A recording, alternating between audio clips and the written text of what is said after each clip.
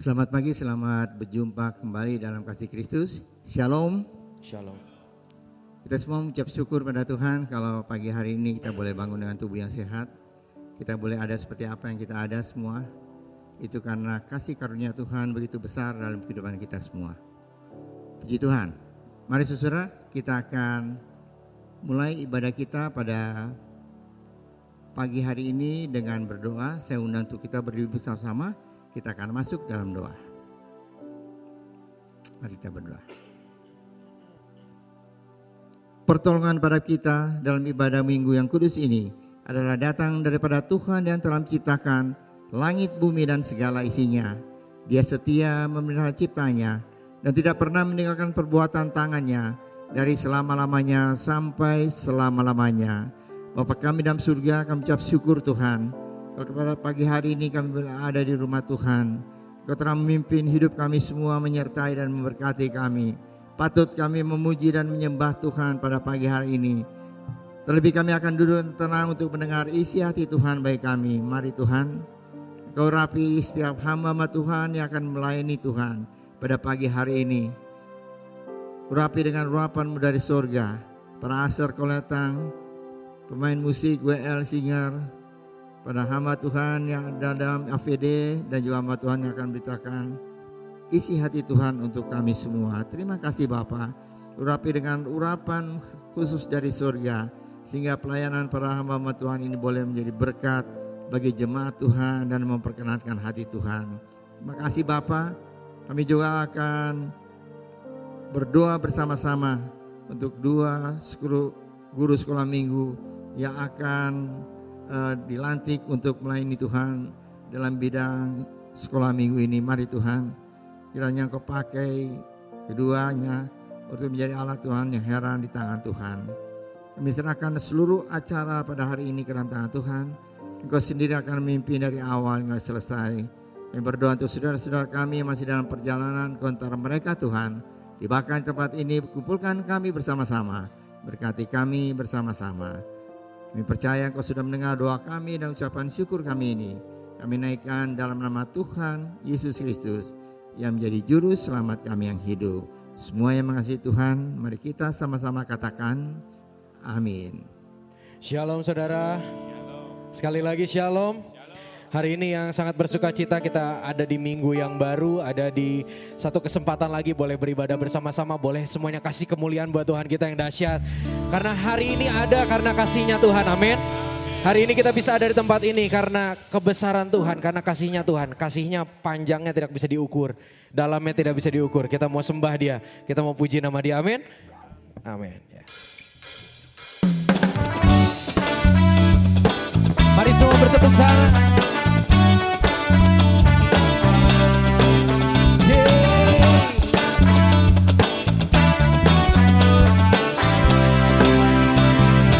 Semuanya katakan, betapa dalamnya kasih setiamu, betapa besarnya kebaikanmu, hidupku dipenuhi kemuliaanmu, indahnya oh Yesus Tuhanku. Betapa dalamnya kasih setiamu, betapa besarnya kebaikanmu, hidupku dipenuhi kemuliaanmu, indahnya oh Yesus Tuhanku. Katakan, sempurnalah kehidupanku sejak Kau hadir dalam hatiku. Kau perhatikanku setiap waktu.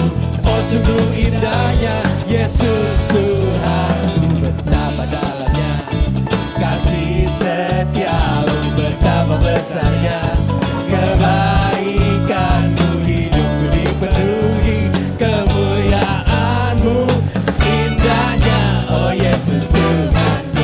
Amin. Mari semua yang bersuka cita kita mau berikan semuanya bagi Tuhan. Katakan, betapa dalamnya kasih setiamu, betapa besarnya kebaikanmu, hidupku dipenuhi kemuliaanmu, indahnya oh Yesus Tuhan. Katakan, sempurnalah kehidupanku sejak kau hadir dalam hatiku. Kau perhatikanku setiap waktu. Oh sungguh indahnya Yesus Tuhanku.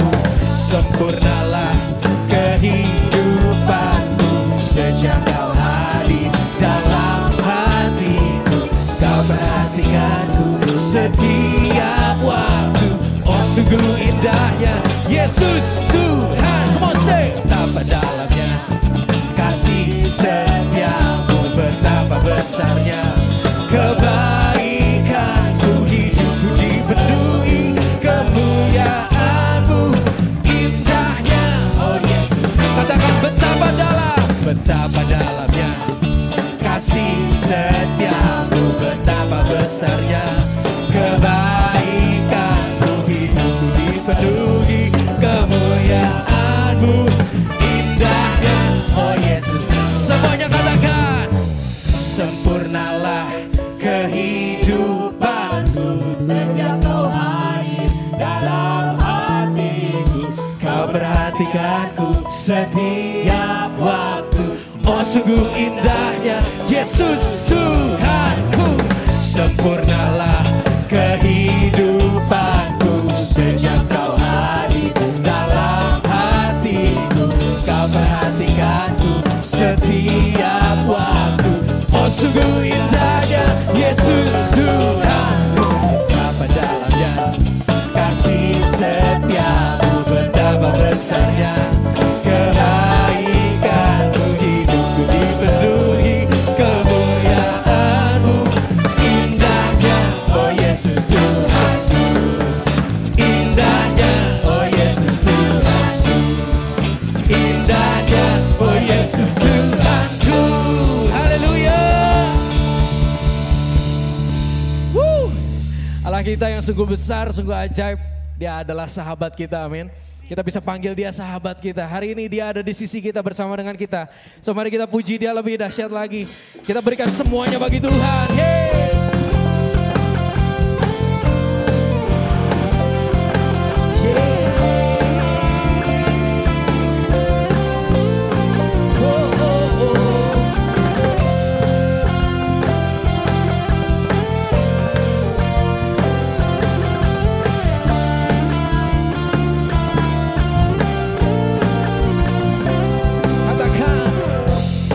Yang ku pilih membuatku berarti,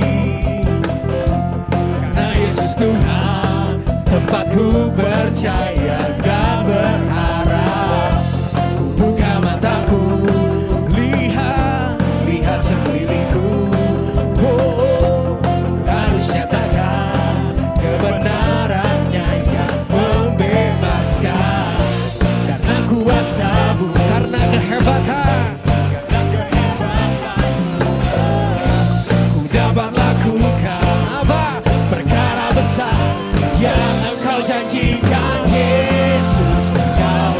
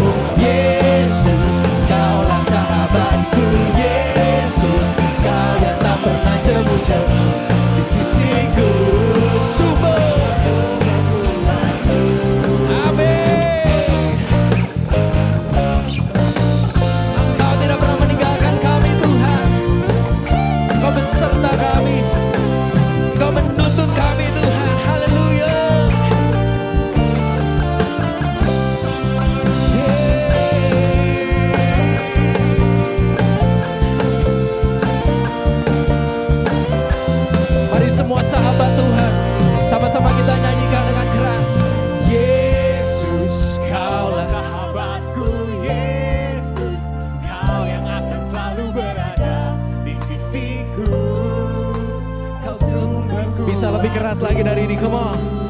Yesus, kaulah sahabatku.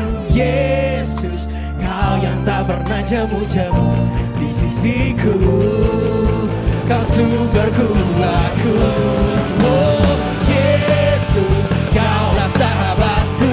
Yesus, kau yang akan selalu berada di sisiku. Yesus, kaulah sahabatku. Yesus, kau yang tak pernah jemu-jemu di sisiku. Sumberku, aku. Kaulah, kau sahabatku, berada di sisiku. Kau sahabatku selama-lamanya. Kau sahabatku, berada di sisiku selama-lamanya.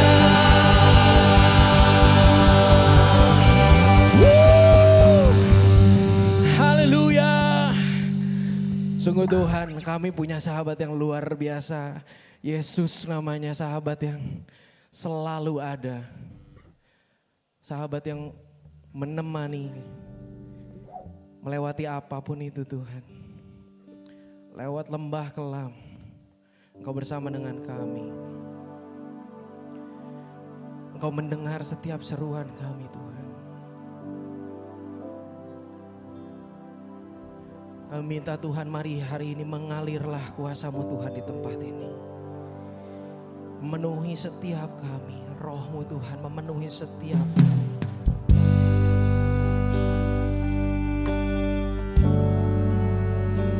Haleluya Yesus.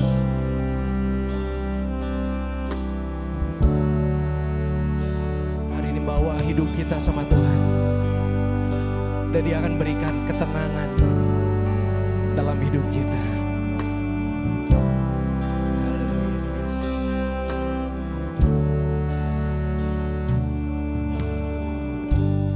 Bapa, Kau mendengar seruan hatiku. Tak pernah Kau lepaskan dari kasih-Mu. Lewat lembah gelap, Kau temani aku. Roh-Mu bekerja selalu untuk kebaikanku, mengalir kuasa dari tempat maha tinggi.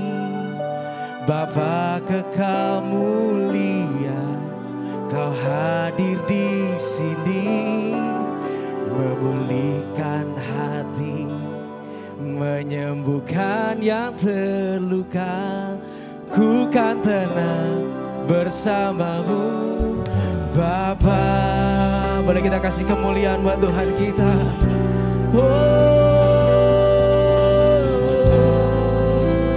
Katakan, lewat lembah kelam Kau bersama kami Tuhan. Lewat lembah gelap, Kau temani aku. Roh-Mu bekerja selalu untuk kebaikanku, mengalir kuasa dari tempat maha tinggi. Bapa kekal mulia, Kau hadir di sini, memulihkan hati, menyembuhkan yang terluka. Ku kan tenang bersama-Mu Bapa.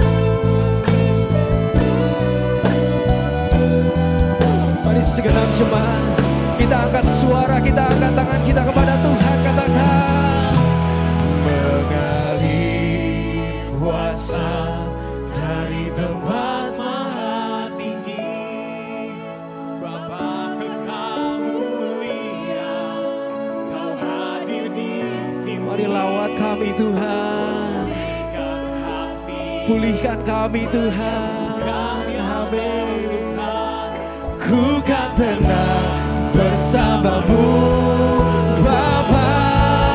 Oh, mengalir tempat maha tinggi, Bapa kekal mulia, Kau hadir di sini. Amin. Menyembuhkan yang terluka, ku kan tenang bersamamu Bapa. Ku kan tenang bersamamu Bapa. Ku kan tenang bersamamu Bapa.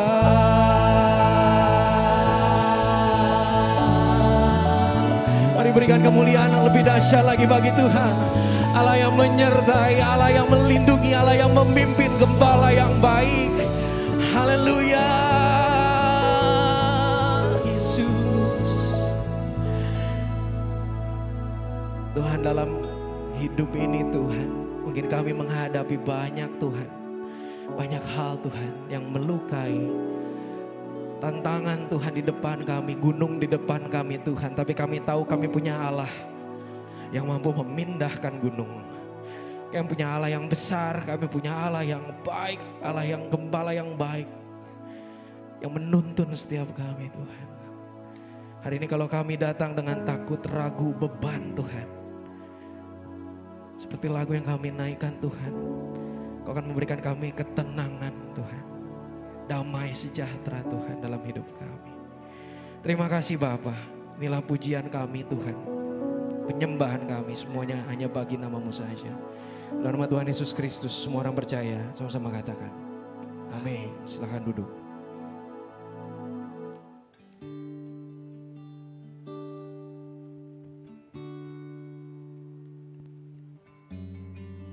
Bagaikan tanah kering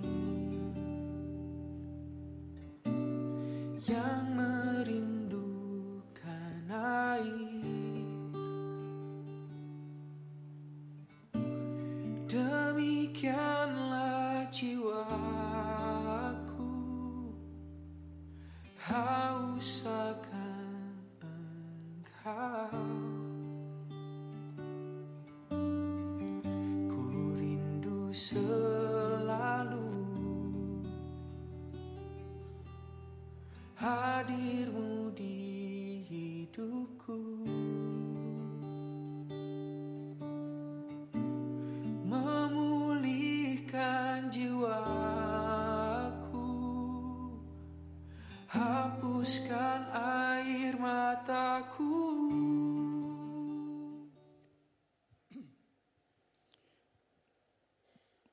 Puji Tuhan, saudara, pagi hari ini kita akan bersama-sama mendoakan untuk sebuah keluarga, satu keluarga yang diberkati Tuhan dengan seorang putra. Puji Tuhan. Sebagai mana kita tahu bersama-sama bahwa Gereja Rehoboth tidak membaptis anak-anak, tetapi menyerahkan anak-anak kita kepada Tuhan, karena itu sesuai dengan firman Tuhan. Dan Yesus pernah berkata demikian, biarlah anak-anak itu janganlah menghalang-halangi mereka datang kepadaku, sebab orang-orang yang seperti itulah yang empunya kerajaan surga. Saudara, kalau kita diberkati oleh seorang putra, putri dalam keluarga kita, maka kita beri hak istimewa untuk merawat mereka, mendidik mereka, untuk mengenal Tuhan dan takut akan Tuhan, percaya pada Tuhan. Dan mereka adalah orang-orang, Alkitab berkata, yang empunya kerajaan surga. Wow, di rumah kita ada seorang yang punya kerajaan surga. Yang kita diberi hak untuk merawat mereka, mendidik mereka. Satu kepercayaan yang besar yang diberikan Tuhan kepada kita. Dan oleh sebab itu kita harus melakukan yang sebaik-baiknya. Kita harus perkenalkan dia kepada Yesus. Yang kita pikir, karena ada guru sekolah minggu. Kan guru sekolah minggu kan sudah dilantik. Sudah dipersiapkan jadi guru sekolah minggu. Baik, benar saudara. Guru sekolah minggu hanya membantu kita sebagai orang tua memperkenalkan anak-anak kita kepada Tuhan Yesus. Dan memberi teladan kepada mereka untuk setia beribadah kepada Tuhan. Guru sekolah minggu hanya bertemu dengan anak-anak kita selama 1 minggu, paling dalam kebaktian 2 jam sampai 3 jam. Tetapi 24 jam dalam sehari yang mereka lihat di rumah adalah kehidupan kita sebagai orang tua. Sebab itu patut kita menjadi teladan yang baik dan mendoakan mereka supaya mereka menjadi anak Tuhan yang sungguh-sungguh mengasihi Tuhan dan diselamatkan. Tentu setelah dia berumur 2 tahun lebih, ada sekolah minggu yang dimulai dengan playgroup yang akan mendidik mereka memperkenalkan Yesus, membantu orang tua untuk lebih mengenal Yesus, siapa Yesus itu. Dan apabila anak-anak kita sudah diserahkan kepada Tuhan, maka kita sebagai orang tua, kita semua bahagia. Karena ada sepasang tangan yang tidak kelihatan menjaga anak-anak kita. Menjaga anak kita sejak bayi sampai dewasa, sampai berapa lama pun ia hidup dalam dunia ini. Jadi saudara, apabila anak-anak kita sakit atau apapun juga, keperluan apapun juga, jangan sekali-kali datang kepada kuasa kegelapan, orang yang bisa untuk minta pertolongan. Untuk dikasih air, disembur-sembur airnya, dibakar pakai menyan, terus disuruh minum. Oh tidak saudara, anak kita sudah milik Tuhan. Dan dia lebih besar dari siapapun, apapun yang ada dalam dunia ini. Sebab itu pada pagi hari ini kita akan berdoa untuk keluarga yang berbahagia. Saya undang untuk anak Moses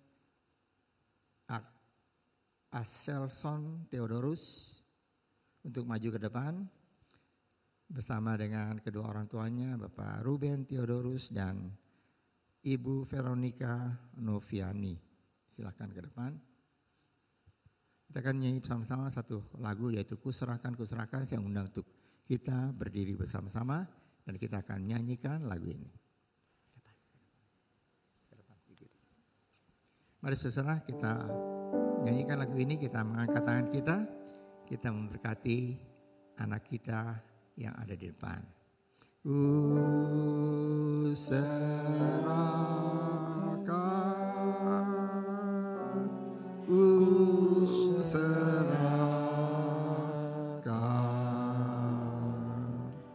anakku pada Allah.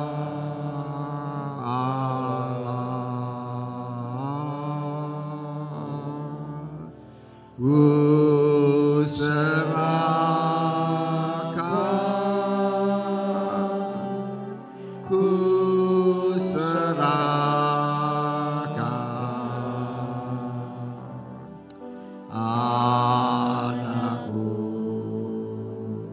pada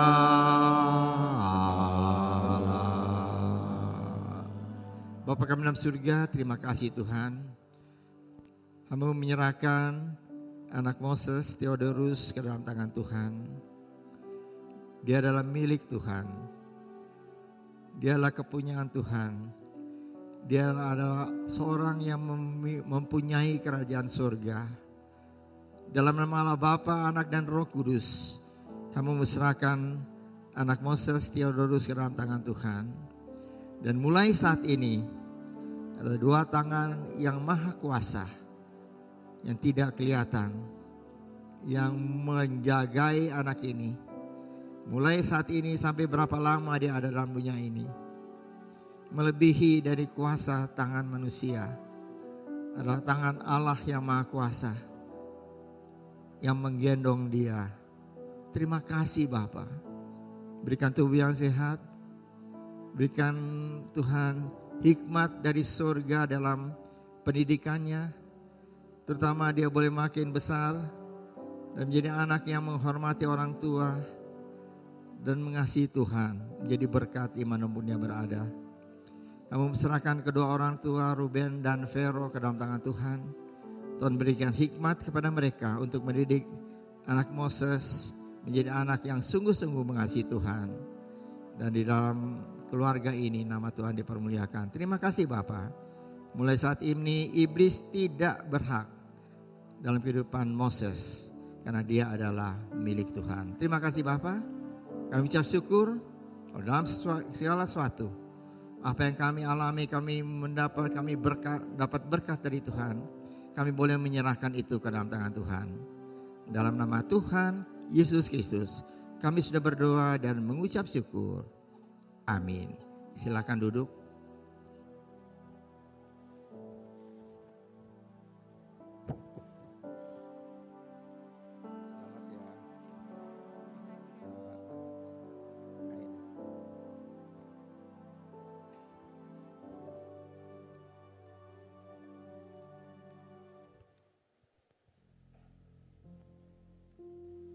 Satu tempat di mana aku bisa datang dengan segala keadaanku.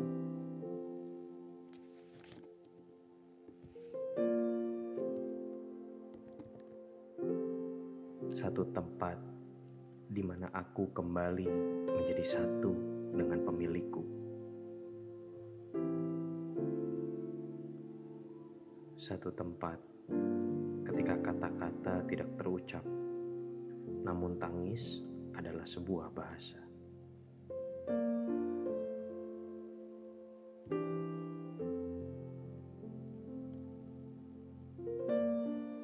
Doa, engkau hanya sejauh doa.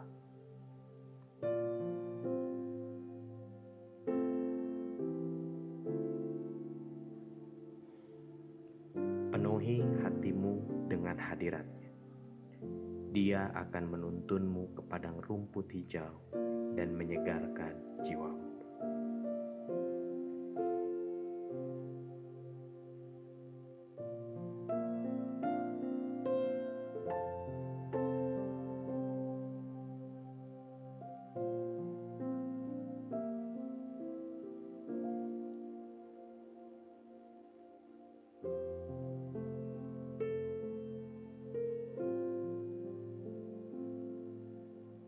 Turut mengundang seluruh pelayan, pengurus, dan hamba Tuhan Gereja Rehobot Jemaat Bandung. Tuhan Yesus memberkati.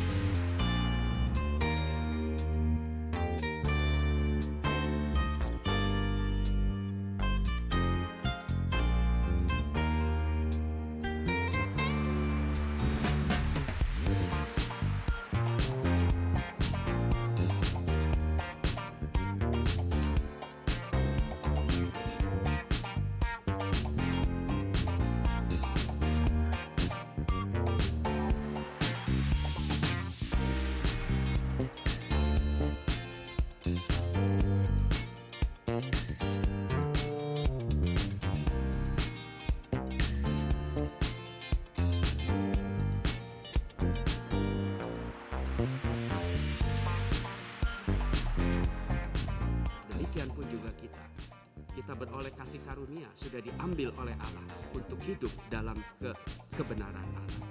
Tetapi mari kita gunakan kesempatan ini sebaik-baiknya. Kita menempel terus pada pokok yang benar. Kita dekat terus dengan Allah. Kita rapat terus dengan Tuhan.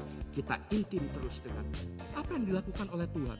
Mereka berjalan ngobrol di Taman Eden. Itu adalah Tuhan yang maha mulia, betul ya? Itu adalah Tuhan yang menciptakan Adam dan Hawa, manusia. Itu membina hubungan yang begitu erat. Gereja itu harus menggambarkan hubungan yang seperti itu. Sekali lagi shalom. Shalom. Ada sukacita di rumah Tuhan yang bersukacita boleh lambaikan tangannya. Kita berikan kemuliaan yang paling dahsyat bagi Tuhan kita yang luar biasa. Amin. Sebelum mulai saya mengucapkan selamat sekali lagi untuk Ruben dan Vero yang hari ini menyerahkan anak mereka Moses di hadapan Tuhan. Dan kita percaya bahwa seorang anak adalah berkat yang luar biasa dari Tuhan. Jadi yang barusan kita lihat, yang barusan kita lewati bukan hanya sebuah seremoni biasa, tetapi sebuah langkah iman yang diambil oleh kedua orang tua yang sangat percaya bahwa berkatnya datang dari atas. Ketika dia terima, kita kembalikan lagi pada Tuhan. Dan kita mau melihat penyertaan Tuhan, pengasihan Tuhan yang luar biasa tidak pernah berhenti di dalam kehidupan anak Moses yang barusan diserahkan. Dan bersyukur untuk hari ini kita boleh bersama-sama datang ke rumah Tuhan untuk belajar kebenaran firman Tuhan. Amin. Sebelum mulai kita akan berdoa terlebih dahulu. Kami mengucap syukur Tuhan untuk waktu ini Tuhan. Kalau kami boleh datang ke rumah Tuhan, boleh memuji Tuhan, menyembah Tuhan. Sebentar lagi kami akan belajar sebagian dari kebenaran firman-Mu Tuhan. Kami berdoa supaya kami bisa Tuhan menaruh setiap kebenaran-Mu Tuhan, setiap firman yang ditaburkan di hati kami. Jadikan hati kami tanah yang gembur, yang siap untuk ditanami Tuhan benih-benih firman-Mu. Dan benih itu akan bertumbuh, berbuah lebat dan menjadi berkat bagi banyak orang di dalam kehidupan kami. Pakai hamba-Mu Tuhan yang sangat terbatas, karena kami percaya Tuhan, kami punya Tuhan yang tidak terbatas. Kami punya Tuhan yang sempurna di dalam setiap pekerjaan-Mu, di dalam kehidupan kami. Di dalam nama Tuhan Yesus, kami berdoa dan mengucap syukur. Haleluya. Amin. Nah Bapak Ibu sekalian, selama 3 minggu di bulan Mei ini kita akan belajar dari sebuah doa yang diajarkan sendiri oleh Yesus kepada murid-muridnya, yaitu doa Bapa Kami. Kenapa doa Bapa Kami ini diajarkan? Karena pada saat itu orang-orang Israel terjebak dalam sebuah rutinitas. Mereka menganggap sebuah doa adalah sebuah hal yang sangat formal dan tidak jarang mereka memamerkan doa-doa mereka. Maka dari itu Tuhan mengajarkan doa Bapa Kami ini kepada murid-murid mereka. Murid-murid Tuhan pada saat itu. Kita akan baca bersama-sama di Matius 6 ayat yang ke-9 sampai ke-13. Matius 6 ayat yang ke-9 sampai ke-13. Ini merupakan doa Bapa Kami secara utuh. Saya akan bacakan buat Bapak Ibu sekalian. Matius 6 ayat yang 9 sampai ke-13. Karena itu berdoalah demikian. Bapa Kami yang di surga, dikuduskanlah namamu, datanglah kerajaanmu, jadilah kehendak-Mu di bumi seperti di surga. Berikanlah kami pada hari ini makanan kami yang secukupnya, dan ampunilah kami akan kesalahan kami seperti kami juga mengampuni orang yang bersalah pada kami. Dan janganlah membawa kami ke dalam pencobaan, tetapi lepaskanlah kami daripada yang jahat. Karena Engkaulah yang empunya kerajaan dan kuasa dan kemuliaan dan sampai selama-lamanya. Amin. Bapak Ibu sekalian, minggu ini kita akan belajar dari ayat ke-11 sampai ayat ke-12 dari rangkaian doa Bapa Kami ini. Doa Bapa Kami ini adalah sebuah doa yang simpel, tetapi saya percaya doa yang simpel ini juga adalah doa yang powerful sekali. Karena apa? Doa Bapa Kami ini diawali dari pengakuan manusia akan otoritas yang ada di atas. Pengakuan manusia akan sesuatu yang luar biasa yang di atas mereka. Kemudian dilanjutkan dengan permohonan-permohonan dan ditutup dengan doksologi lagi, pengakuan yang luar biasa pada otoritas Tuhan di dalam kehidupan mereka. Dan ayat 11 sampai ke 12 ini mengajarkan pada kita bagaimana kita bisa memohon akan kecukupan dan pengampunan yang merupakan ekspresi syukur kita atas segala penyediaan dan pengorbanan yang Tuhan berikan dalam kehidupan kita. Amin. Dan saya beri judul sharing firman Tuhan pada hari ini adalah The Attitude of Gratitude. The Attitude of Gratitude. Rasa syukur.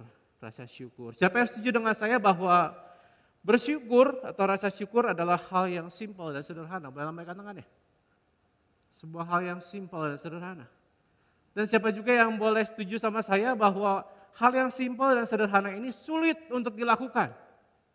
Lambaikan tangannya. Sulit banget dilakukan, kadang-kadang menyakitkan.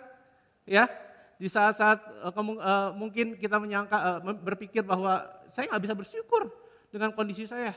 Saya nggak bisa bersyukur atas kondisi keluarga saya, ekonomi saya, keuangan saya nggak bisa bersyukur. Hal bersyukur adalah hal yang simpel, sekaligus sulit untuk kita lakukan. Amin. Dan pada pagi hari ini kita mau belajar dari seseorang yang namanya Bobby Leach. Ada sebuah kisah tentang seseorang yang namanya Bobby Leach. Bobby Leach lahir di Lancaster pada tahun 1858, Bapak Ibu sekalian. Dan pada tanggal 25 Juni 1911, ia melakukan sebuah stunt yang luar biasa, yang terkenal hingga sekarang. Di mana Bapak Bobby Leach ini memasukkan dirinya ke dalam sebuah barrel atau tongnya dari belakang. Dan kemudian dia menjatuhkan dirinya di Niagara Falls, sebuah air terjun yang sangat besar. Air terjun yang sangat dalam, air terjun yang sangat deras sekali airnya. Dan dia menjadi orang kedua setelah Annie Taylor pada tahun 1901 yang berhasil melakukan stunt tersebut. Saya pikir untuk melakukan stunt yang luar biasa ini persiapannya juga justru pasti luar biasa. Betul Bapak Ibu sekalian? Dia harus mempersiapkan fisiknya, dia harus mempersiapkan tubuhnya agar ketika dia melakukan hal ini dia tidak menderita cedera yang fatal. Dan dia melakukan stunt ini dengan sukses. Setelah dia selesai melakukan stunt ini, dia menghabiskan kira-kira 5-6 bulan waktunya di rumah sakit Bapak Ibu sekalian. Untuk memulihkan cedera-cederanya, untuk recover. Dan recovery-nya berjalan dengan sempurna. Hal besar tersebut, stunt besar tersebut tidak membunuh dia. Di dalam keseharian kita selalu berusaha untuk jadi orang jujur. Kita nggak mau nipu, nggak mau bohong, nggak mau nyuri. Kita mempersiapkan diri kita dengan baik supaya kita tidak melakukan pencurian, bohong, penipuan, dan kita berhasil melakukannya. Kita safe, kita still alive, kita nggak melakukan dosa-dosa yang besar tersebut. Yang uniknya ini Bapak Ibu sekalian, pada tahun 1926, Bapak Bobby Leach ini ceritanya melakukan tour ke New Zealand. Dia melakukan tour ke New Zealand dan ketika dia jalan-jalan di New Zealand ini, dia jatuh karena kepleset sama yang namanya kulit jeruk. Apa yang terjadi dengan Bapak Bobby Leach ini? Kakinya patah.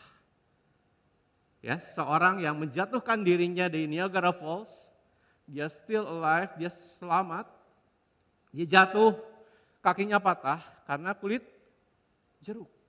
Dan apa yang terjadi kemudian ketika dia masuk rumah sakit, ketika dia memulai proses mengembalikan kakinya yang patah itu, yang terjadi adalah dia menderita infeksi hebat. Sehingga 2 bulan kemudian dia meninggal karena infeksi yang dia terima. Begitu luar biasa, seseorang yang selamat dari sebuah stunt yang hebat, tetapi jatuh dan meninggal karena sebuah kulit jeruk. Hal yang kecil, kulit jeruk membunuh Bapak Bobby Leach. Hal yang besar, menjatuhkan diri Niagara Falls tidak membunuh Bapak Bobby Leach. Seharian kita Bapak Ibu sekalian, ketika kita bangun tidur, kita anggap itu sebuah kewajaran. Itu merupakan sebuah, ya memang harusnya saya bangun tidur. Memang harusnya saya memulai hari. Tetapi jangan salah Bapak Ibu sekalian, kalau kita tidak memulai hari kita dengan sesuatu yang kecil, yang namanya bersyukur, kita akan menjalani kehidupan kita dengan sembarangan. Kita akan melupakan kebaikan Tuhan yang sebenarnya Tuhan berikan sedari kita memulai hari kita. Dan hal kecil terkadang membuat kita terjatuh Bapak Ibu sekalian. Dan kurangnya rasa bersyukur membuat kita tidak bisa melihat kebaikan Tuhan di dalam kehidupan kita, amin. Kurangnya rasa bersyukur membuat kita nggak bisa melihat segala sesuatu yang baik yang Tuhan berikan di dalam kehidupan kita. Kita pikir kebaikan Tuhan terjadi melalui hal-hal yang besar terjadi dalam kehidupan kita. Kita sakit lama, kita mohon kesembuhan dari Tuhan, kita sembuh, itu kebaikan Tuhan. Kita menderita kerugian dalam usaha kita, perekonomian kita jatuh, dan kemudian balik dengan cepat, itu kebaikan Tuhan. Kita punya masalah keluarga, anak kita nggak bertobat, anak kita kemudian bertobat, itu kebaikan Tuhan. Namun justru dalam setiap hal dalam kehidupan kita harus mengalami yang namanya kebaikan Tuhan. Dan kita harus memberikan rasa syukur kita kepada Tuhan. Bangun tidur merupakan suatu hal yang luar biasa. Karena apa? Itu merupakan sebuah awal baru untuk kita untuk melakukan setiap tugas kita untuk Tuhan. Saya dan istri saya membiasakan mengucap syukur dari hal-hal yang simpel. Semenjak kita bangun tidur, sampai kita cari parkir, ketika kita dapat dengan mudah kita mengucap syukur. Karena apa? Kalau kita tidak melakukan ucapan syukur itu melalui hal-hal yang kecil, kita nggak akan bisa melihat kebaikan Tuhan di dalam kehidupan kita. 1 Tesalonika 5 ayat yang ke-18 mengatakan seperti ini Bapak Ibu sekalian. Mengucap syukurlah dalam segala hal, sebab itulah yang dikehendaki Allah di dalam Kristus Yesus bagi kamu. Mengucap syukurlah dalam segala hal, karena itu yang Tuhan mau kita lakukan di dalam kehidupan kita. Through the good times and the bad times, Tuhan mau kita selalu bersyukur. Apapun kondisi kita, baik untung atau rugi, baik suka ataupun duka. Ketika kita ada di puncak kesuksesan ataupun kita dalam lembah kekelaman, kita mau tahu bahwa dalam setiap kondisi Tuhan ada di situ. Penyertaan Tuhan tidak pernah berakhir. Kita akan buka satu ayat lagi, 1 Tawarikh 16. Ayat yang ke-34. Di situ berkata bahwa bersyukurlah pada Tuhan sebab ia baik, bahwasannya untuk selama-lamanya kasih setianya. Bersyukurlah pada Tuhan sebab Dia baik. Dalam setiap kondisi kehidupan kita harus bilang bahwa Tuhan baik. Di situ kita bisa menemukan alasan kita untuk selalu bersyukur. Kalau kita ngomongin rasa syukur, kita nggak lengkap rasanya kalau kita tidak ingat bangsa Israel. Kita tidak ingat bangsa Israel. Bapak Ibu sekalian, kurang baik apa sih Tuhan sama bangsa Israel? Kurang baik apa sih Tuhan sama kehidupan bangsa Israel? Tuhan mengutus Musa untuk membebaskan bangsa Israel dari tanah Mesir. Bangsa Israel menikmati banyak mukjizat dari Tuhan. Bangsa Israel melihat 10 tulah yang dijatuhkan pada bangsa Mesir. Bangsa Israel melihat Tuhan membelah lautan melalui Musa sehingga mereka bisa menyeberang dengan selamat. Kurang apa? Kurang apa kebaikan Tuhan sama bangsa Israel? Tetapi kurangnya rasa bersyukur membuat mereka nggak bisa melihat kebaikan-kebaikan Tuhan yang telah Tuhan lakukan di dalam kehidupan mereka. Di dalam perjalanan mereka menuju Kanaan, apa yang mereka lakukan? Mereka selalu bersungut-sungut. Tuhan mau kita mati di padang gurun ini. Tuhan gak mau kita sampai sana. Lebih enak tinggal di Mesir. Lebih terjamin tinggal di Mesir. Ketika itu Tuhan setiap hari delivery makanan padahal sama mereka. Mereka buka kemah mereka, di depan udah ada mana. Sampai Musa memberikan peraturan bahwa setiap mana yang mereka pungut harus mencukupi kehidupan dari kemah tersebut. Kurang baik apa Tuhan sama kehidupan bangsa Israel? Lama-kelamaan makan mana, komplain lagi, bosan. Dan Tuhan kirim apa? Kirim burung puyuh untuk mencukupi, untuk mengatasi komplainingnya mereka. Tetapi ada sebuah hal yang menarik ketika Tuhan mengirimkan burung puyuh. Ya, apa yang dilakukan oleh bangsa Israel? Mereka nangkap sebanyak-banyak yang melebihi kapasitas yang mereka bisa terima. Dan murka Tuhan turun atas bangsa Israel pada saat itu. Dikatakan di kitab bahwa ketika mereka masih mengunyah daging burung puyuh itu, itulah Tuhan diturunkan atas bangsa Israel. Dan banyak dari mereka yang meninggal. Kadang-kadang kita menyalahartikan rasa syukur sebagai rasa pasrah. Terkadang orang menyalahartikan sebagai rasa syukur itu sebagai sesuatu yang pasif sifatnya. Padahal Bapak Ibu sekalian, rasa syukur kita bukan merupakan respon aktif kita akan penyediaan masa depan yang Tuhan siapkan di dalam kehidupan kita. Kita percaya bahwa Tuhan menyediakan masa depan yang gilang gemilang. Kita diciptakan untuk menjadi kepala dan bukan ekor.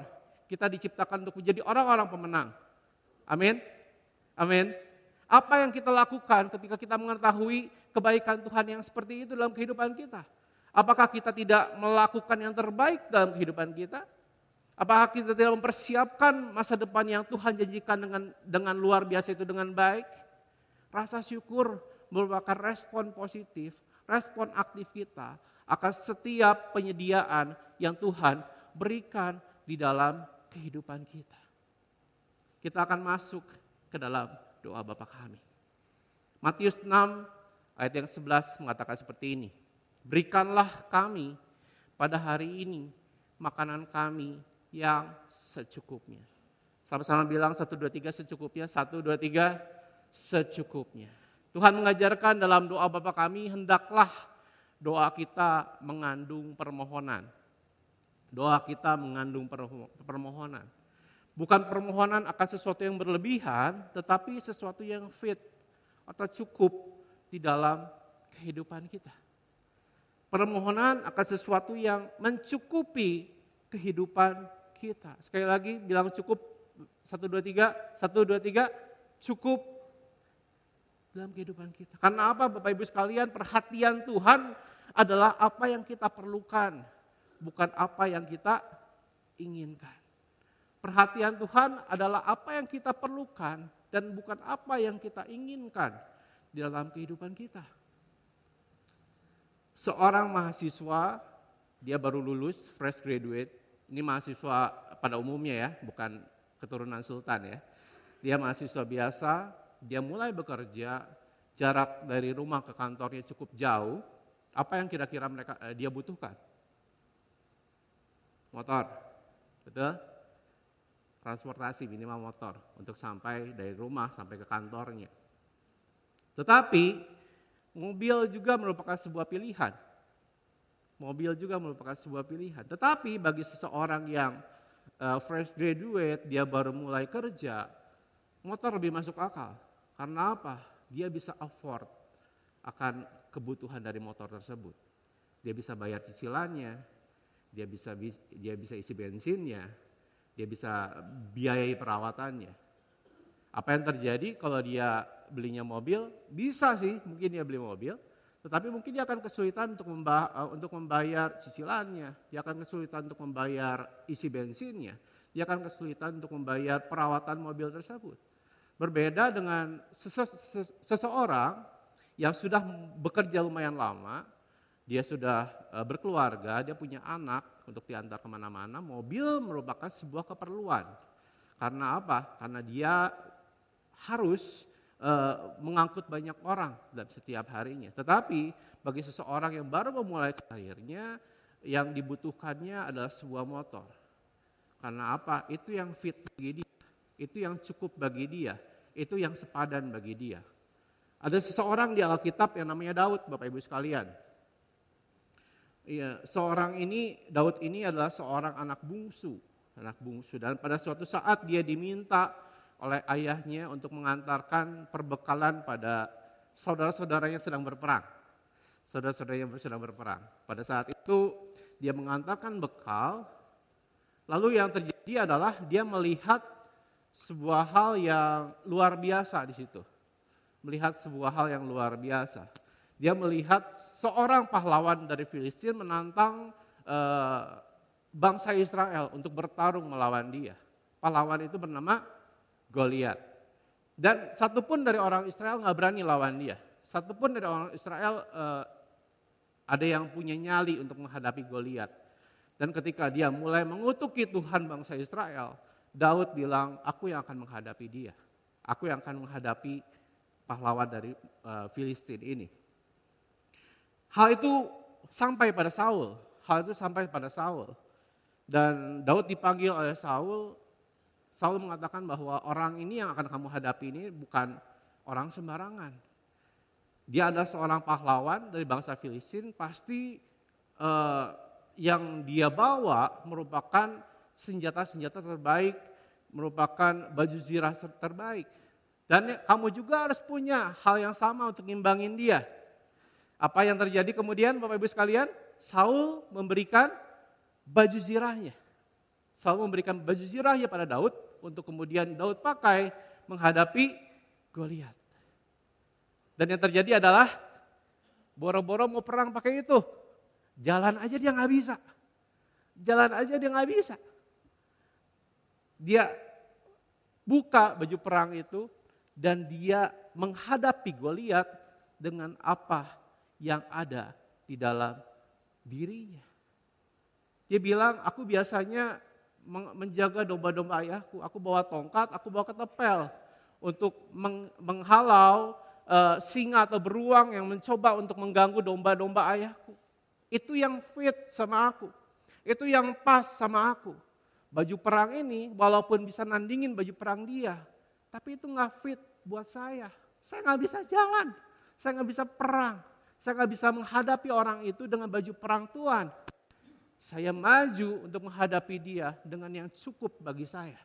Yaitu apa? Apa yang dia kenakan sehari-hari. Apa yang Tuhan mau kita pelajari dari ayat ini? Yang pertama adalah kita harus kenal siapa diri kita. Siapa diri kita. Kenal siapa diri kita. Tuhan mau tahu kapasitas kita sebagai manusia. Apa yang cukup, apa yang fit dengan kita, dan apa yang tidak cukup dan yang tidak fit bagi kita. Mungkin kita pikir masalah datang dengan luar biasa dalam kehidupan kita. Badai hidup datang dengan luar biasa dalam kehidupan kita. Dan kita berpikiran bahwa kita perlu sesuatu yang lebih dari apa yang Tuhan sediakan di dalam kehidupan kita. Tetapi berkaca dari kejadian Daud tahu apa yang cukup bagi dia untuk berperang. Seseorang namanya Sun Tzu, dia adalah seorang ahli perang dari Tiongkok. Dia bilang seperti ini, kenali musuhmu dan kenali dirimu sendiri dan kamu bisa memenangkan 100 pertempuran tanpa bencana. Kenali musuhmu dan kenali dirimu sendiri. Dalam setiap pertempuran kita harus tahu dengan siapa kita berhadapan. Tetapi kita terlalu fokus sama dengan siapa kita berhadapan sampai kita lupa siapa diri kita. Dalam setiap hari dalam kehidupan kita terlibat dalam sebuah pertempuran. Setuju Bapak Ibu sekalian? Pertempuran yang paling besar dalam kehidupan kita bukan melawan darah dan daging, tetapi apa yang ada di dalam kepala kita. Dari apa yang baik dan buruk, benar dan salah, rasa syukur atau rasa iri. Bagaimana kita mengenal diri kita sangat penting untuk kita memenangkan setiap pertempuran di dalam kehidupan kita. Yang kedua yang Tuhan mau kita pelajari dari ayat ini adalah jangan serakah. Bilang kanan kirinya, 1, 2, 3, jangan serakah. Tuhan mengajarkan kita untuk tidak greedy. Tuhan mengajarkan kita untuk tidak serakah dalam kehidupan kita. Bukan karena Tuhan tidak baik, bukan karena Tuhan tidak murah hati. Namun terkadang kita tidak bisa menghadapi, kita tidak bisa handle buah dari keserakahan kita. Amin. Kadang-kadang kita tidak bisa handle buah dari kegreedian kita. Karena apa? Kadang-kadang kita nggak bisa handle sesuatu yang lebih besar dari kapasitas kita. Kita tidak bisa handle sesuatu yang lebih besar dari apa yang bisa kita tampung dalam kehidupan kita. Kenapa? Apabila kalau pertama kali kita mengajukan kartu kredit ke bank, kita diberikan limit yang lebih kecil terlebih dahulu, Bapak Ibu sekalian. Orang bank pasti tahu. Karena apa? Bank nggak kenal siapa kita. Bank nggak kenal siapa kita. Ini orang seperti apa, karakternya seperti apa, kemampuan bayarnya seperti apa. Tetapi ketika mereka sudah tahu kita orangnya seperti apa, mereka nggak akan ragu untuk menaikkan limit kartu kredit kita terkadang. Karena apa? Udah ketahuan orangnya seperti apa, karakternya seperti apa. Bisa bertanggung jawabkah dia dengan apa yang sudah diberikan.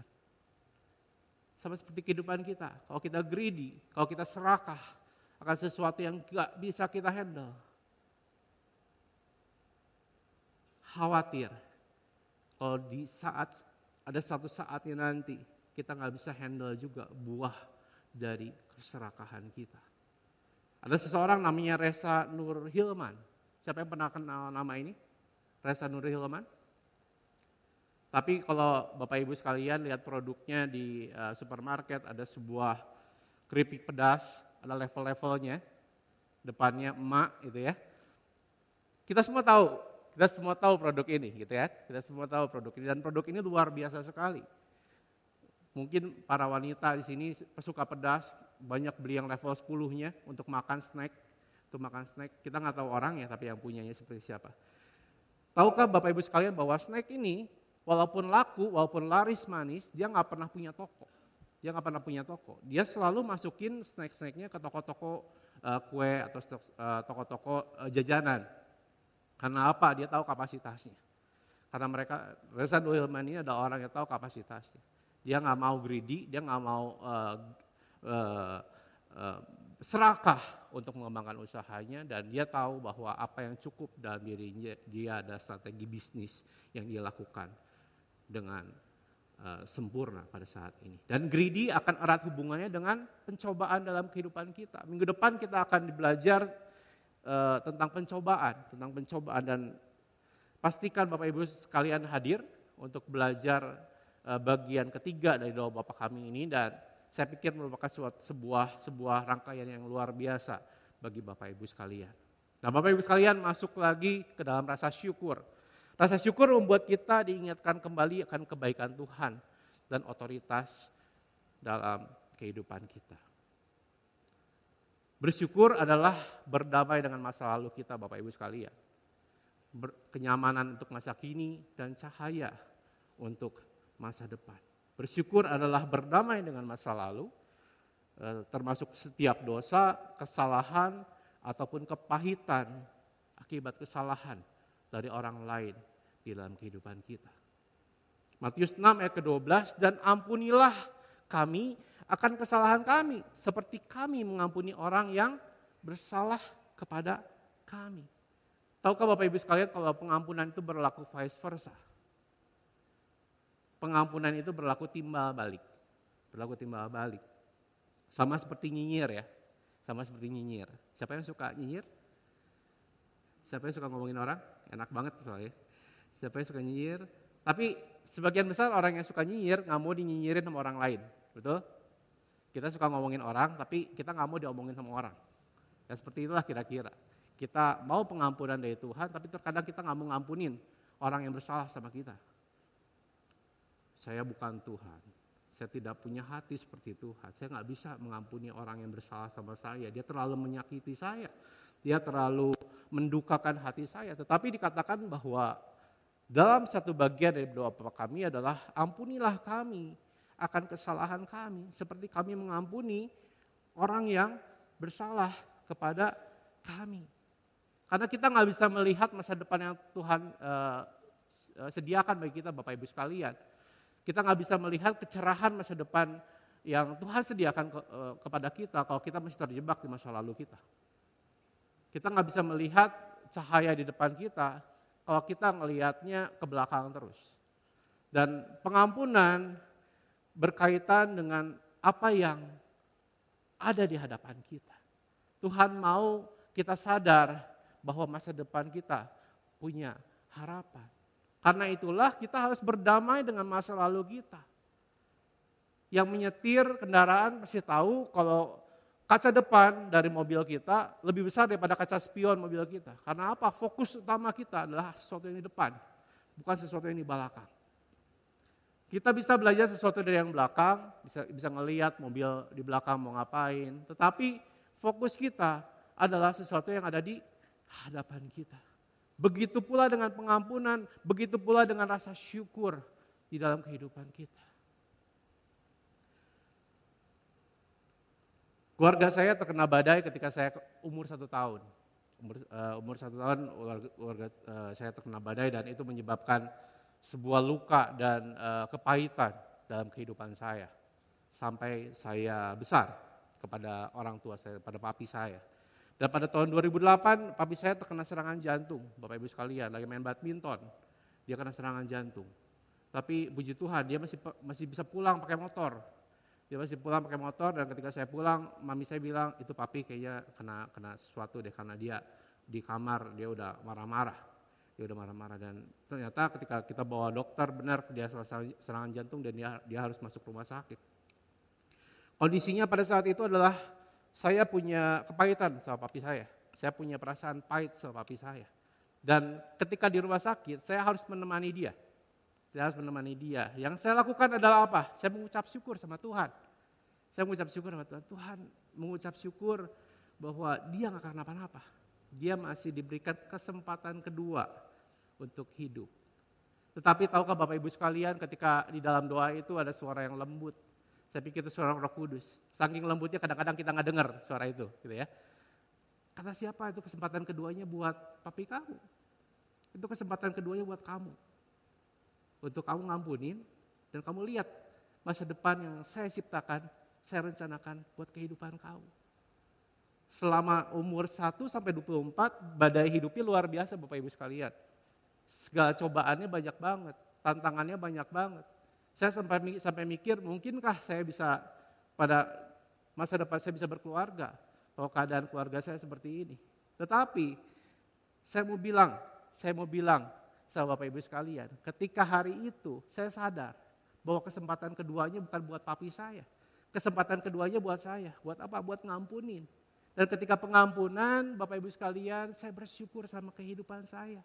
Kehidupan saya Tuhan berkati luar biasa.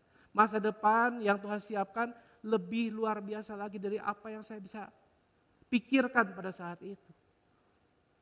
Mungkin pada saat ini ketika kita belajar doa Bapa kami, kita belajar arti kata cukup, kita belajar arti kata pengampunan. Sebagian besar tadi kita berpikir, ada yang bisa disyukuri dari kehidupan saya. Ada yang bisa disyukuri dari kehidupan saya. Badai yang saya hadapi terlalu besar. Tantangan yang saya hadapi terlalu besar. Saya bermasalah sama keuangan saya bermasalah sama keluarga saya bermasalah sama pekerjaan saya bermasalah dengan mungkin anak istri saya. Badai yang saya hadapi terlalu besar, saya gak bisa bersyukur. Saya gak bisa mengucapkan syukur dalam kehidupan saya. Saya mau bilang sama Bapak Ibu sekalian pada pagi hari ini, tenang, bukan alasan kita untuk bersyukur Bapak Ibu sekalian. Kehidupan yang tenang-tenang aja, bukan alasan bagi kita untuk bersyukur. Tetapi dengan bersyukur adalah alasan untuk hidup kita kembali tenang. Amin. Tenang, gak ada masalah, gak ada problem, gak ada badai dalam kehidupan kita. Bukan alasan kita untuk bersyukur. Tetapi dengan ucapan syukur kita bisa lihat bahwa penyertaan Tuhan luar biasa dalam kehidupan kita. Dan kita bisa tenang oleh karenanya. Kesalahan terbesar kita adalah terkadang kita terlalu sering menceritakan besarnya masalah kita kepada Tuhan. Dan bukannya menceritakan besarnya Tuhan kita kepada setiap masalah yang kita hadapi di dalam kehidupan kita. Kita teriak-teriak, Tuhan, badai saya terlalu besar. Masalah saya terlalu besar. Tantangan hidup saya terlalu besar. Tapi mungkin kadang-kadang kita harus balik itu. Kita harus bilang sama masalah kita. Saya punya Tuhan yang besar. Saya punya Tuhan yang luar biasa. Yang mampu membawa saya dari kemenangan sampai kemenangan. Amin. Amin. Pada saat Yesus melewati Danau Galilea, angin besar terjadi dan menghantam kapal yang Yesus naiki bersama murid-muridnya. Murid-murid panik, Yesus tidur. Apa yang kemudian terjadi? Murid-murid panik dan murid-murid membangunkan Yesus. Mereka bilang, "Guru, engkau gak peduli kalau kita semua mati pada saat ini. Kau gak peduli kalau kita semua celaka pada saat ini." Lalu apa yang terjadi? Yesus bangun. Yesus bilang, "Tenang dan diamlah." Lalu seketika danau itu kembali tenang, badai itu berhenti. Dan Yesus bilang kepada murid-muridnya, "Kenapa kamu takut? Di mana iman kamu?" Terkadang kita dalam badai hidup kita, menghadapi masalah dalam kehidupan kita lupa di dalam kita ada Yesus. Di dalam kehidupan kita ada Tuhan yang siap untuk bekerja dan meredakan badai kehidupan kita. Kata cukup dan kata pengampunan merupakan sesuatu hal yang sulit untuk kita lakukan.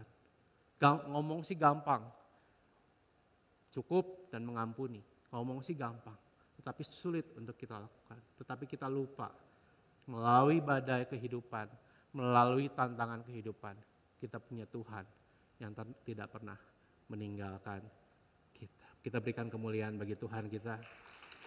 Mari kita berdoa Bapak Ibu sekalian. Kami mengucap syukur Tuhan untuk kehidupan kami, karena Engkau baik, Engkau teramat baik dan sangat baik dalam kehidupan kami Tuhan. Kalau kami ada hari ini, kami mau katakan Tuhan itu semua karena kebaikan-Mu Tuhan dalam kehidupan kami. Kami mengucap syukur untuk keluarga kami, mengucap syukur untuk pekerjaan kami, mengucap syukur untuk usaha kami, anak-anak kami, istri kami, pelayanan kami dan apapun yang kami lakukan Tuhan. Kami mengucap syukur bahwa penyertaan-Mu tidak pernah berhenti di dalam kehidupan kami. Dan kami mau lihat Tuhan, kehidupan kami diubahkan Tuhan melalui rasa syukur kami Tuhan. Kami sadar Tuhan apa yang Kau siapkan lebih dari cukup, lebih dari sempurna untuk kehidupan kami. Pengampunan yang Kau berikan merupakan alasan bagi kami untuk menebar pengampunan juga Tuhan dimanapun kami berada Tuhan. Nah kami mengucap syukur sekali lagi Tuhan untuk kebaikan-Mu sehingga kami diubahkan oleh darah-Mu. Dan kami semakin diserupakan menjadi gambaran Yesus di dalam kehidupan kami. Kami mengucap syukur untuk waktu ini Tuhan, di dalam nama Tuhan Yesus kami berdoa dan mengucap syukur. Haleluya. Amin.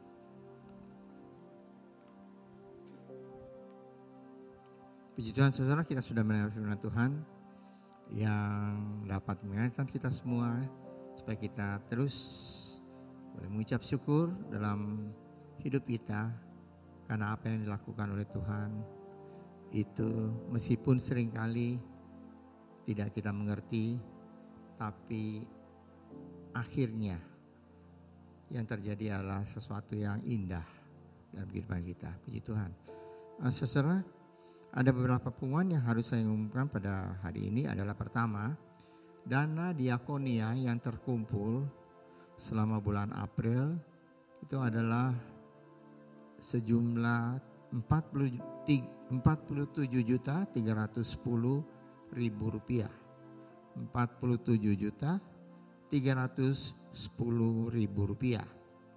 Dan ini disalurkan pada Yayasan Pendidikan Kristen Rehoboth, dan ini dipakai untuk menangkan jiwa ya, baik anak-anak dan orang tuanya untuk mengenal Tuhan dan diselamatkan. Ya, tentu gereja mengucapkan banyak terima kasih untuk perhatian saudara dalam bulan diakonia ini. Selanjutnya, hari Kamis tanggal 18 adalah hari raya Kristen, yaitu hari kenaikan Tuhan Yesus ke surga. Setelah 40 hari dia bangkit, dia naik ke surga untuk naik ke surga mengirim kuasa Roh Kudus untuk menjadi penolong kita semua, dan dia akan kembali untuk menjemput kita. Tanggal 18 ada kebaktian istimewa, dan kebaktian itu akan dimulai jam 8 pagi hari Kamis, memperingati hari kenaikan Kristus ke surga. Dan setelah itu dimulai jam 12-nya ada doa rantai. Dan puji Tuhan saudara, setelah diumumkan minggu lalu bagi saudara yang mungkin bertanya-tanya ada tanggal-tanggal yang kosong, ya, ada jam-jam yang kosong yang belum diisi. Ternyata setelah saudara, saya lihat minggu lalu banyak dari saudara yang bawa pulang kertasnya seperti ini. Dan saya juga umumkan bahwa minggu depan, yaitu hari ini, saudara akan lihat bahwa nama saudara di sini, dan kita lihat dan saya melihat bahwa rantai itu, rantai yang dibentuk dari mulai tanggal 18 Mei sampai 28 Mei, 10 hari, rantainya tidak ada yang putus. Tidak ada yang putus. Tapi saudara, ada rantai-rantai yang tipis. Ada rantai yang kandel, tebal, ada yang tipis. Tipis tanda kutip itu bukan orangnya yang doanya di situ kurus, jadi tipis, tidak saudara. Tipis di situ adalah jam itu, setengah jam itu diisi oleh satu orang. Ya, satu orang. Jadi saudara bisa ambil ini, saudara bisa lihat ya keseluruhan saudara-saudara kita, anggota Gereja Rehoboth Jemaat Bandung yang ikut bersama-sama di dalam doa rantai. Dan kalau saudara lihat ada jam-jam yang diisi oleh hanya satu orang dan saudara mau mempertebal rantainya pada jam itu, silakan. Bagaimana bisa tahu? Ya saudara bisa ambil lembaran ini di depan. Perlu saudara tahu bahwa selama 10 hari, kalau dulu pernah Gereja Rehoboth mengadakan kebaktian 10 hari tiap sore. Tapi sekarang saudara sudah 2 atau 3 tahun ya. Doa rantai kebaktian 10 hari memperingati kecurahan Roh Kudus itu diadakan secara on-site, jadi bertatap muka seperti ini hanya pada kebaktian KKW 2 kali, KKW tanggal 19 dan tanggal 24 2 kali, juga kebaktian KKP. Kebaktian KKW dimulai jam 4 sore, kebaktian KKP dimulai jam 6 sore. Pada saat itu, saudara yang kita datang untuk doa bersama-sama. Dan pada saat itu saudara, ada hamba Tuhan yang datang pada saat itu untuk menumpangkan tangan kepada saudara. Ya, supaya kita semua yang hadir kita boleh dikuatkan oleh kuasa Roh Kudus. Dan kita berdoa supaya Roh Kudus tetap menyertai hidup kita semua. Jadi untuk KKW 2 kali tentu Jumat, KKP sekali hari Selasa. Dan yang terakhir adalah minggu depan tanggal 21 ada doa pengerja. Doa pengerja itu biasanya dilakukan setelah kebaktian KU2 di basement dan dimulai 11:30. Ya, doa pengerja ini lagi sekali bukan untuk hanya hamba Tuhan, tetapi untuk seluruh aktivis, seluruh pengerja, seluruh pelayan. Kita doa bersama-sama untuk saling mendoakan, saling menguatkan satu dengan yang lain. Baik, terima kasih untuk perhatian saudara. Mari kita akan tutup ibadah kita pada hari ini dengan doa. Saya undang untuk kita berdiri bersama-sama.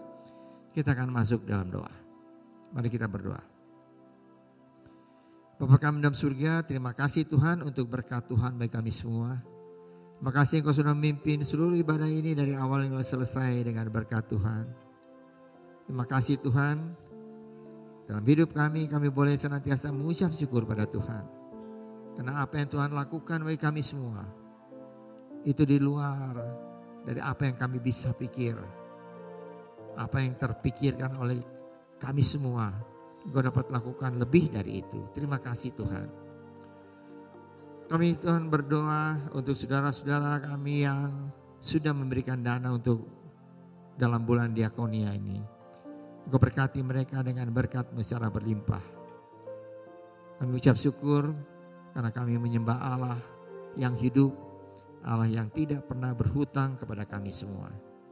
Terima kasih Bapa. Kami Tuhan berdoa untuk kebaktian kenaikan Tuhan Yesus ke surga pada hari Kamis jam 8 pagi. Engkau kumpulkan kami semua supaya kami boleh bersukacita dalam Tuhan. Karena kami menyembah Allah yang hidup, Allah yang berkuasa untuk menolong kami semua, Allah yang berkuasa untuk mengirim kuasa Roh Kudus untuk menyertai hidup kami semua berjalan dalam dunia ini. Tolong juga Tuhan dalam doa rantai selama 10 hari. Kau tolong Tuhan supaya semua saudara-saudara kami yang ikut serta dalam doa rantai ini, Tuhan dengar doanya, Tuhan jawab doanya.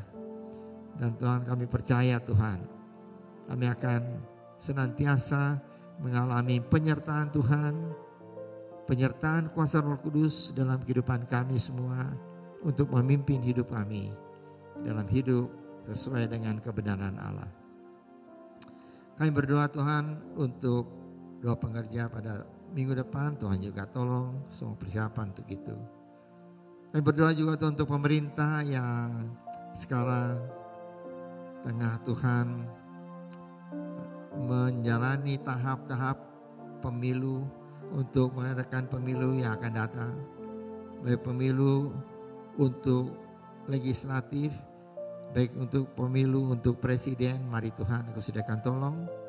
Dan siapapun yang terpilih untuk memimpin bangsa dan negara kami ini adalah orang yang dipilih sendiri oleh Tuhan. Terima kasih Bapa, dan kami percaya Indonesia boleh makin maju dan boleh makin melihat penyertaan Tuhan dalam berbangsa dan bernegara ini. Terima kasih Bapa. Sebentar kami akan pulang berpisah satu dengan yang lain. Engkau hentar kami semua dimanapun kami berada. Dan sebelumnya kami akan memberikan persembahan dan memberikan perpuluhan yang Tuhan punya. Ajar pada kami untuk memberikan yang terbaik. Karena Tuhan sudah memberikan yang terbaik bagi kami. Yaitu keselamatan dan hidup yang kekal dalam Tuhan. Kami akan masuk dalam minggu yang baru berjalan bersama dengan Tuhan. Kami percaya kami tidak berjalan sendiri. Engkau menyertai dan memberkati kami. Dalam keluarga kami, dalam usaha pekerjaan kami, dalam pendidikan anak-anak kami, anak cucu kami, keluarga kami, supaya melalui minggu yang akan datang ini kami boleh mengucap syukur minggu depan atas penyertaan Tuhan dalam kehidupan kami. Percaya Tuhan sudah mendengar doa kami dan ucapan syukur kami ini yang kami naikkan dalam nama Tuhan Yesus Kristus yang menjadi juru selamat kami yang hidup. Saudara yang dikasihi oleh Tuhan, angkatlah tangan saudara untuk menerima berkat Allah. Arahkan hati saudara kepada Tuhan dan hadirat-Nya, maka berkat Allah memenuhi hidup saudara. Amin.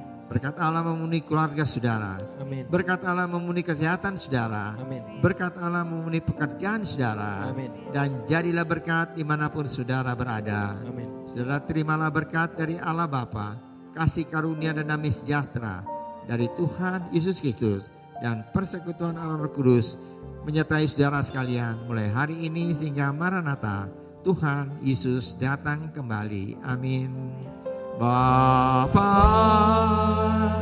Terima kasih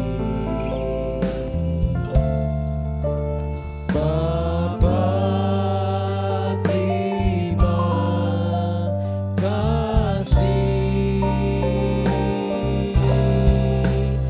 Bapa di dalam surga.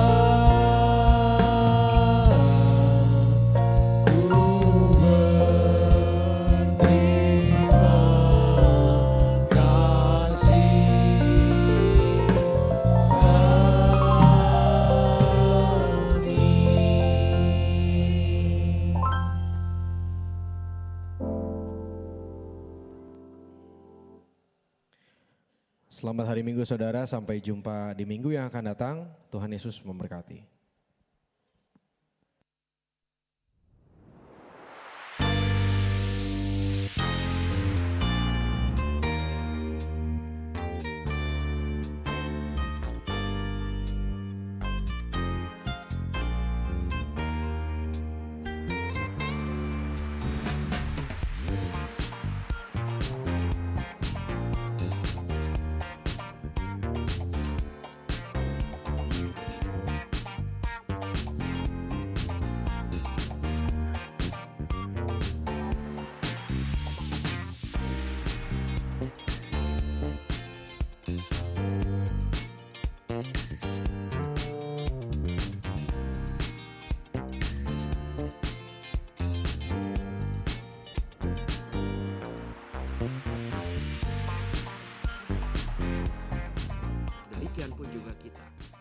beroleh kasih karunia sudah diambil oleh Allah untuk hidup dalam kebenaran Allah. Tetapi mari kita gunakan kesempatan ini sebaik-baiknya. Kita menempel terus pada pokok yang benar. Kita dekat terus dengan Allah. Kita rapat terus dengan Tuhan. Kita intim terus dengan Tuhan. Apa yang dilakukan oleh Tuhan? Mereka berjalan ngobrol di Taman Eden. Itu adalah Tuhan yang maha mulia, betul ya? Itu adalah Tuhan yang menciptakan Adam dan Hawa, manusia. Itu membina hubungan yang begitu erat. Gereja itu harus menggambarkan hubungan yang seperti itu.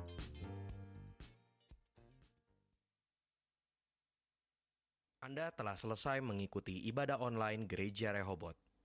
Jangan lupa untuk like dan subscribe, dan ketuk lonceng untuk notifikasi pemberitahuan info-info berikutnya. Selamat hari Minggu, Tuhan Yesus memberkati.